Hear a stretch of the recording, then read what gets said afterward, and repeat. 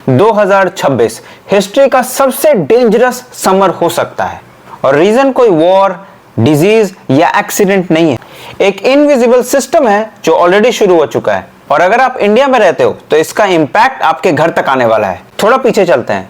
1877 India में इतनी ज्यादा गर्मी और ड्रॉट आई कि 2 करोड़ लोगों की जान चली गई। रोड्स पर बॉडीज थी और गांव खाली हो चुके थे। पर शॉक यहीं पे ही खत्म नहीं होता। सेम टाइम पे चाइना भी फेमिन से सफर कर रहा था। ब्राजील, इजिप्ट, अफ्रीका, पूरी दुनिया एक साथ सफर कर रही थी। सवाल यह है कि पूरी दुनिया में एक साल में ही ऐसा कैसे हो सकता है?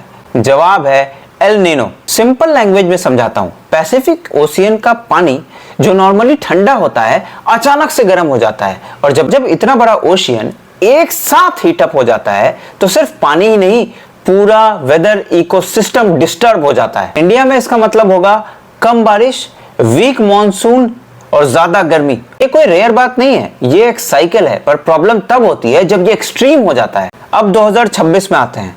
ऑलरेडी इंडिया का टेम्परेचर 45 डिग्री प्लस हो चुका है। दिल्ली 40 डिग्री क्रॉस कर चुका है। राजस्थान 43 प्लस पे है और अभी ये सिर्फ बिगनिंग है। और साइंटिस्ट कह रहे हैं कि इस बार एल नीनो आ सकता है और नॉर्मल टाइम से ज्यादा पावरफुल। और सबसे इंपॉर्टेंट बात, ये पीक करेगा जब सबसे ज्यादा बारिश की जरूरत है, यानी मॉनसून में। अब यहाँ पे एक ट्विस्ट है। जब एल नीनो आता है तो अर्थ का टेम्परेचर 1.5 डिग्री से बढ़ जाता है, लेकिन वेदर क्लाइमेट चेंज के कारण ऑलरेडी अर्थ का टेम्परेचर 1.5 डिग्री से बढ़ा हुआ है। इसका मतलब एल नीनो आने के बाद ये दोगुनी तेजी से अर्थ को गर्म करेगा। इसका मतलब है डबल इंपैक्ट। सिंपल शब्दों में अगर समझे तो मानिए कि आप रूम में हैं और रूम का तापमान अभी 40 डिग्री सेल्सियस है और कोई आके उस रूम का हीटर ऑन कर दे।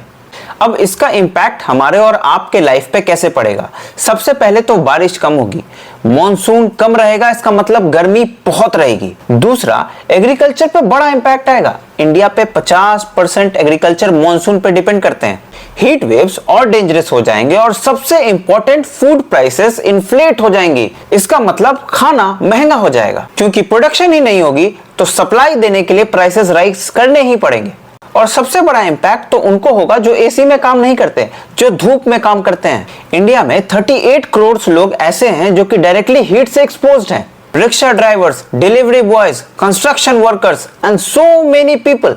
एक डेटा की माने तो सिर्फ 1 डिग्री तापमान बढ़ने से उनकी अर्निंग्स पे 14% तक इफेक्ट पड़ता है और हीट वेव के टाइम पे 40%। सोचिए, गर्मी सिर्फ डिस्कंफर्ट नहीं है बल्कि फाइनेंशियल लॉस के साथ साथ हेल्थ इंपैक्ट भी है। और इंडिया में हीट वेव्स के कारण जो डेथ्स होती हैं वो प्रॉपर्ली काउंट भी नहीं होती, क्योंकि रीजन या तो हार्ट अटैक लिखा होता है या फिर डिहाइड्रेशन। क्योंकि अगर मान लिया तो हो सकता है कॉम्पेंसेशन देना पड़ जाए। लेकिन सवाल तो फिर भी वही है कि आखिर सॉल्यूशन क्या है?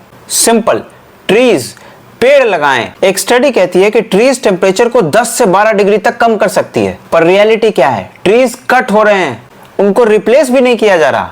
तो अब आप आखिर कर क्या सकते हैं? पेड़ लगा सकते हैं।